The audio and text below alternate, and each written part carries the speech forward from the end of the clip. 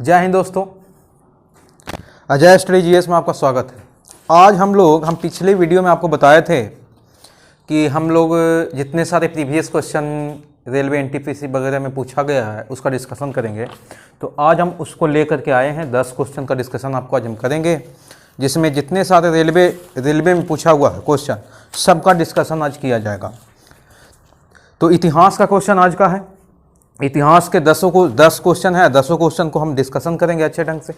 देखते हैं सबसे पहला जो क्वेश्चन है आपका, सबसे पहला क्वेश्चन है, कहता है सबसे पुराना वेद कौन सा है। सबसे पुराना वेद कौन सा है? इसका ऑप्शन दिया हुआ है, पहला में सामवेद, दूसरा बी में दिया हुआ है आपका यजुर्वेद, और तीसरा सी में दिया हुआ है अथर्ववेद,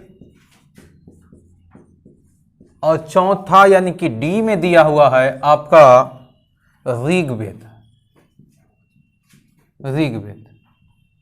यहां पर दोस्तों सबको हम चर्चा करेंगे कि इसमें वेदों की संख्या आप लोग जानते हैं कि 4 है।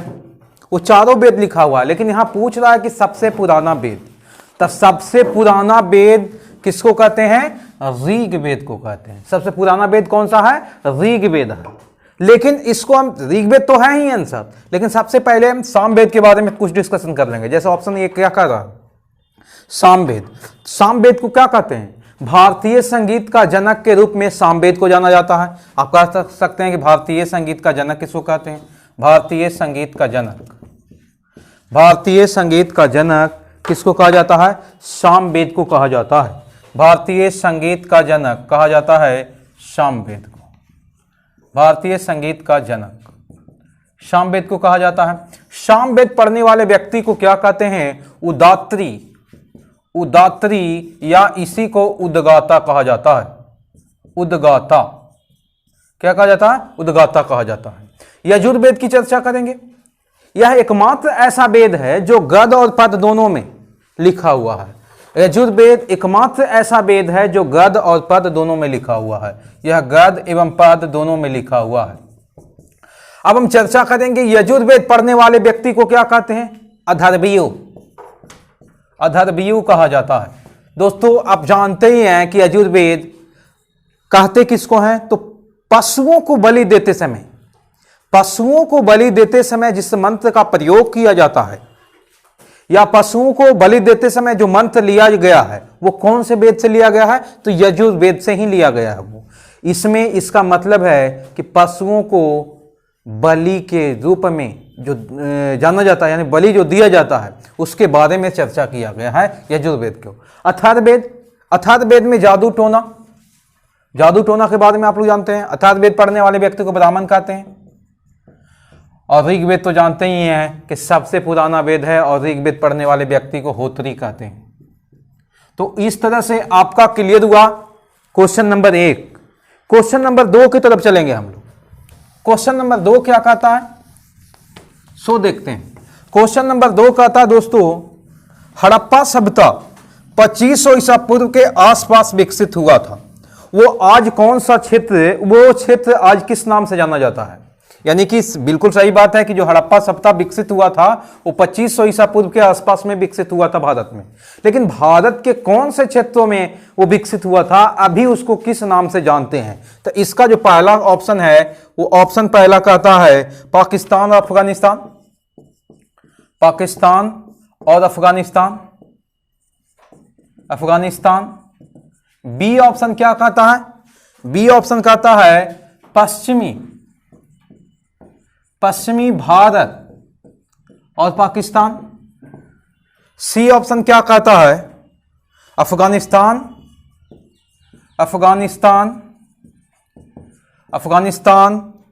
और पश्चिमी भारत। अफगानिस्तान और पश्चिमी भारत। और डी क्या कहता है? भारत और चीन। यानी कहने का मतलब यह है कि जो क्षेत्र है वो भारत और पाकिस्तान में यह विस्तृत था। पाकिस्तान और अफगानिस्तान में पहला ऑप्शन कहता था, यह बिल्कुल गलत है। नहीं, पाकिस्तान अफगानिस्तान में नहीं था, पाकिस्तान में था, लेकिन अफगानिस्तान में ये इसका क्षेत्रफल नहीं था, यानी कि सिंधु सभ्यता का विकास उधर नहीं हुआ। पश्चिमी भारत, बिल्कुल सही बात है, पश्चिमी भारत में हुआ था। और अभी पाकिस्तान, जिसको पाक कहते हैं, तो पश्चिमी भारत और पाकिस्तान में आपका B question, B number answer आपका, इसका आपका ऑप्शन सही हुआ। अफगानिस्तान और पश्चिम, ये भी गलत है। और भारत और चीन वाला, तो चीन के क्षेत्र में सिंधु सभ्यता का विकास नहीं हुआ था। तो दोस्तों दूसरा क्वेश्चन इस तरह से, दूसरा क्वेश्चन आपका क्लियर हुआ। हम लोग तीसरे क्वेश्चन की तरफ बढ़ेंगे और तीसरा क्वेश्चन क्या कहता है उस पर डिस्कशन करेंगे। तीसरा क्वेश्चन कहता है सिंधु घाटी सभ्यता की सबसे महत्वपूर्ण विशेषता क्या थी? सिंधु घाटी सभ्यता की सबसे महत्वपूर्ण विशेषता क्या थी? इसका ऑप्शन इस प्रकार से दिया है। पहला, वस्तु विनिमय प्रणाली, वस्तु विनिमय प्रणाली, वस्तु विनिमय प्रणाली। बी ऑप्शन क्या कहता है? स्थानीय, स्थानीय परिवहन प्रणाली, स्थानीय परिवहन प्रणाली। सी ऑप्शन क्या कहता है? ईंट के बने भवन, ईंट के बने भवन, ईंट के बने भवन। आपका क्वेश्चन नंबर तीसरा है। और डी कहता है प्रशासनिक प्रणाली,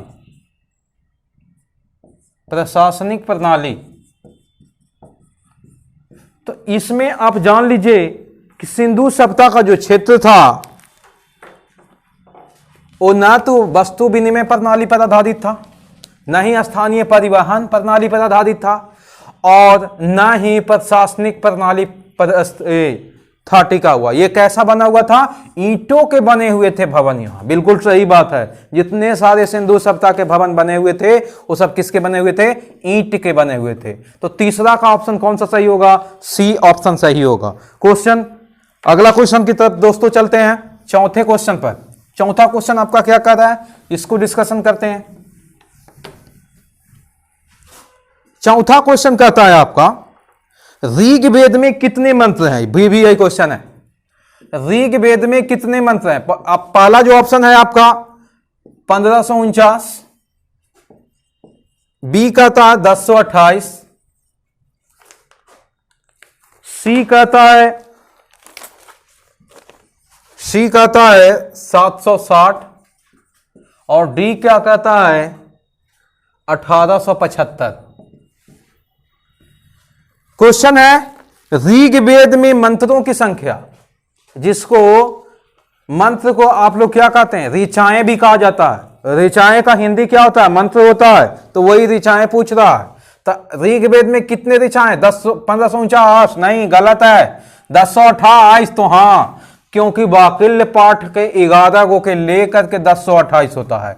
वाकिल्य पाठ के 11 गो को लेकर के होता है, और नहीं तो कुल ऐसे कितना होता है? 1017 होता है। लेकिन कुल टोटल वाकिल्य पाठ के 11 गो इसमें मंत्र को शामिल करेंगे तब मंत्रों की संख्या 1028 होता है। 760 गलत है, और 1875 इसका हम बताए हैं। 1875 किसका यह है? किसमें ये 1875 मंत्र था? तो अथर्ववेद में। अथर्ववेद में 1875 मंत्र थे, जिसमें सिर्फ 75 मंत्र किसका था? अथर्ववेद का, और 1800 मंत्र ऋग्वेद से लिया गया था। उस समय हम बताए हैं, और नहीं बताए हैं फिर से देख लीजिए इसको, क्योंकि जो अथर्ववेद में कुल मंत्रों की संख्या कितना?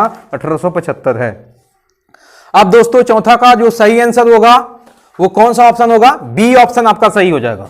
बी ऑप्शन सही हो गया। अब हम लोग चलेंगे आगे, डिस्कशन करेंगे, आगे डिस्कशन करेंगे।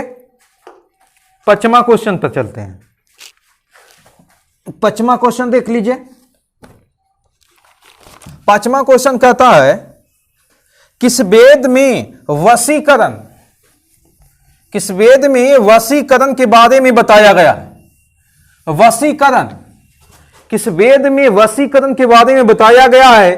तो इसमें सबसे पहले हम चर्चा करेंगे, इसमें जो ऑप्शन है उस पर चर्चा करेंगे। क्वेश्चन नंबर 5 का यह है, सबसे पहला जो क्वेश्चन है, ऑप्शन इसका है अथर्ववेद,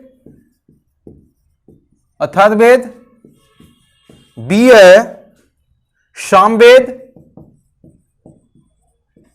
सी है ऋग्वेद, और डी है यजुर्वेद। यजुर्वेद। तो दोस्तों आप लोग सब जानते हैं वशीकरण का मतलब क्या होता है, जान जाइएगा, आंसर इसका हो जाएगा। वशीकरण का मतलब कि वश में करना, और वश में करना किस आधार पर, एक व्यक्ति किसी दूसरे व्यक्ति को अपने वश में कोई व्यक्ति कर लेता है, वो किस माध्यम से, तो जादू टोना के माध्यम से अपने में वश में करता है। तो आप क्लियर हो गए अब कि जो वशीकरण का उल्लेख मिलता है वो कौन से वेद से, अथर्ववेद से, क्योंकि अथर्ववेद में ही जादू टोना का वर्णन किया गया है। तो इसका आंसर क्या होगा, अथर्ववेद। सामवेद को हम डिस्कशन कर दिए, ऋग्वेद को भी और यजुर्वेद को भी डिस्कशन कर दिए हैं। आगे बढ़ेंगे हम लोग छठे क्वेश्चन नंबर पर। छठा क्वेश्चन नंबर देखिए क्या कहता है। छठा नंबर क्वेश्चन आपका कहता है ऋग्वेद में यजुर का मतलब क्या होता है।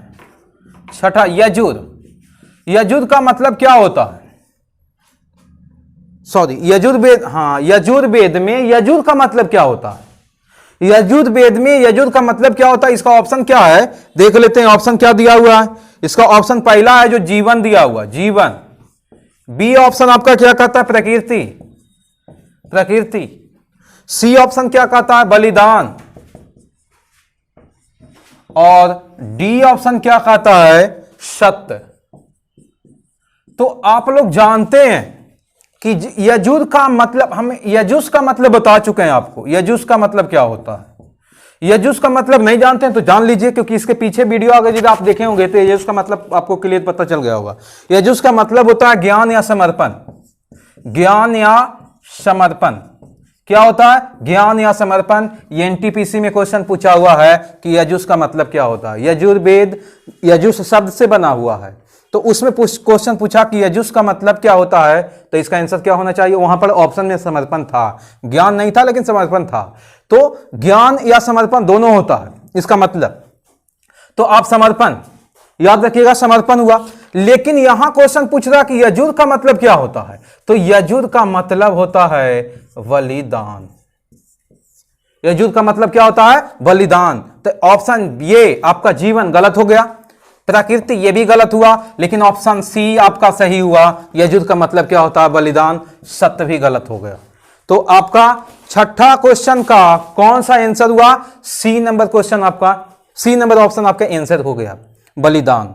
तो यजुर का मतलब क्या होता है, बलिदान। आपको अभी हम डिस्कशन करके पीछे वाला जो ठीक था उसमें बताए थे कि देखिए यजुर्वेद किसको कहते हैं, जिसमें पशुओं को बलि देते समय जिस मंत्र का प्रयोग किया जाता है, यानी कि पशुओं को बलि दिया जाता है, तो बलिदान है। यहां पर देखिए आप, यजुर्वेद में ही बलिदान, यजुर का मतलब क्या होता है, बलिदान ही होता है। तो पशुओं को जो बलि दिया जाता है उसका वर्णन किया गया है कौन से वेद में, यजुर्वेद में। क्वेश्चन नंबर 7 में पर हम लोग चलेंगे दोस्तों। देखिए आगे क्वेश्चन नंबर 7 को डिस्कशन करते हैं। क्वेश्चन नंबर 7 क्या कहता है, किस वेद में बीमारियों के उपचार का उल्लेख किया गया है। क्वेश्चन नंबर 7 कहता है किस वेद में बीमारियों के उपचार का उल्लेख किया गया है। पहला यजुर्वेद लिख लिया है, यजुर्वेद। बी में क्या लिखा हुआ है, ऑप्शन नंबर बी कहता है ऋग्वेद। ऑप्शन सी क्या कहता है, सामवेद। और ऑप्शन डी क्या कहता है, अथर्ववेद। ऑप्शन सी क्या कहता है, अथर्ववेद। यहां क्वेश्चन कह रहा है कि किस वेद में बीमारियों के उपचार का उल्लेख किया गया है। दोस्तों आप लोग सब जान रहे हैं, जादू टोना, भूत पिचास, डॉक्टरी सहायता वगैरह जितने सारे हैं, भौतिक शास्त्र, विज्ञान शास्त्र, खगोल शास्त्र, ज्योतिष शास्त्र, सब किस में है, अथर्ववेद में है। तो यहां पर आपको क्लियर हो गया होगा कि किस वेद में बीमारी के उपचार का उल्लेख किया गया है, अथर्ववेद में। और बाकी सब जितने सारे ऑप्शन हैं वो गलत हैं। अथर्ववेद में इसका सही आंसर है आपका, बीमारियों के उपचार का उल्लेख किया गया है। 8वां क्वेश्चन देखते हैं। 8वां क्वेश्चन आपका कह रहा है सत्यमेव जयते, बहुत ही बेहतरीन क्वेश्चन है। सत्यमेव जयते किस प्राचीन भारतीय ग्रंथ में उल्लेख किया गया है। 8वां नंबर क्वेश्चन कहता है सत्यमेव जयते का उल्लेख किस ग्रंथ में किया गया है या किस प्राचीन ग्रंथ में किया गया है। पहला ऑप्शन है ऋग्वेद। ऑप्शन बी है आपका मुंडकोपनिषद,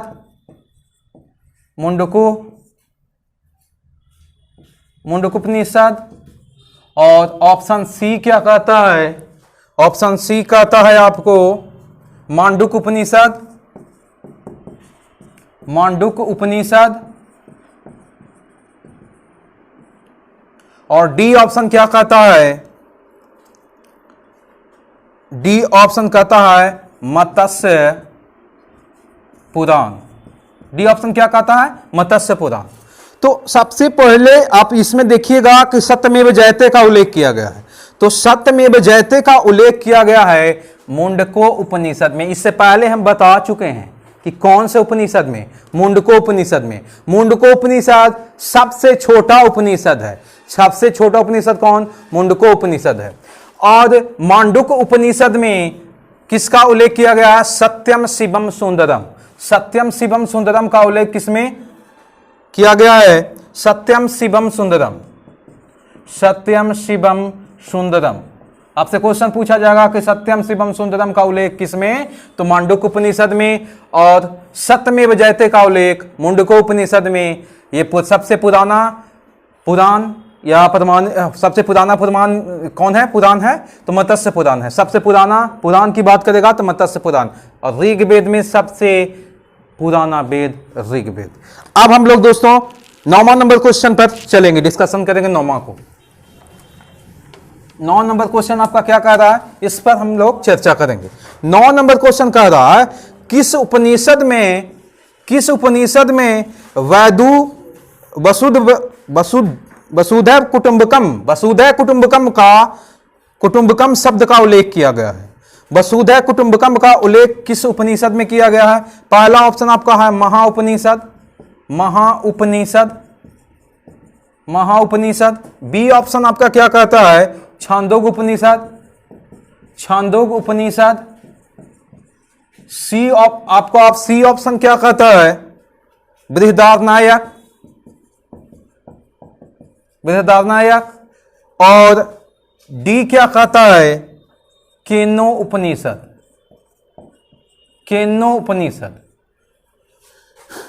इसमें सबसे पहले चीज है किस कहा गया, वसुधैव कुटुंबकम। वसुधैव कुटुंबकम का उल्लेख किस उपनिषद में किया गया है, तो महाउपनिषद में। किसमें क्या किया गया है, महाउपनिषद में वसुधैव कुटुंबकम का उल्लेख किया गया है। छांदोग उपनिषद सबसे पुराना उपनिषद है। छांदोग उपनिषद सबसे पुराना, क्वेश्चन पूछेगा सबसे पुराना उपनिषद कौन सा, छांदोग उपनिषद। सबसे बड़ा उपनिषद कौन सा, बृहदारण्यक। और केनो उपनिषद से मिथ्या को समाप्त करने की, यानी मिथ्या को खत्म करने के ज्ञान की प्राप्ति होती है, या ज्ञान की जानकारी होती है। किससे, केनो उपनिषद से। तो 9वां क्वेश्चन का जो सही आंसर होगा ऑप्शन ए होगा, महाउपनिषद। चलिए दोस्तों आगे हम बढ़ते हैं। 10वां नंबर क्वेश्चन आपका कह रहा है, 10वां नंबर क्वेश्चन कहता है कठ उपनिषद में नचिकेता नामक एक किशोर और किस देवता के बीच बातचीत दर्ज हुआ है। बिल्कुल सही बात है, कठ उपनिषद की बात कर रहा है। कठ उपनिषद आप लोगों को हम बता चुके हैं, कठ उपनिषद में किसके बीच में ये चर्चा हुआ है, उसका उल्लेख मिलता है तो यम एवं नचिकेता के बीच में। यम एवं नचिकेता के बीच में इसका वर्णन मिलता है। यम मतलब यम जो लोगों को यहां से स्वर्ग पहुंचाता हुआ है, उसी यम की बात कर रहे हैं। उस यम और नचिकेता के बीच में जो वार्ता हुआ, मतलब दोनों में बातचीत हुआ, वो कठ उपनिषद में इसका उल्लेख मिलता है। इसमें देखिए ऑप्शन क्या दिया हुआ, पहला शिव, दूसरा बी में यम था, सी क्या है, इंद्र है, और डी क्या है, डी आपका कार्तिकेय। तो दोस्तों आप लोग जान ही रहे हैं, शिव तो गलत है ही, यम बिल्कुल सही है क्योंकि अभी डिस्कशन इसको किए हैं। इंद्र भी नहीं हो सकता, ये भी गलत है। कार्तिकेय भी नहीं हो सकता है। तो इसका अभी जो कठ उपनिषद में किसका बातचीत का वर्णन किया गया, यम एवं नचिकेता का। दोस्तों अगर यदि मेरी वीडियो अच्छा लगा तो लाइक, शेयर और सब्सक्राइब जरूर कीजिए। थैंक यू वेरी मच देखने के लिए।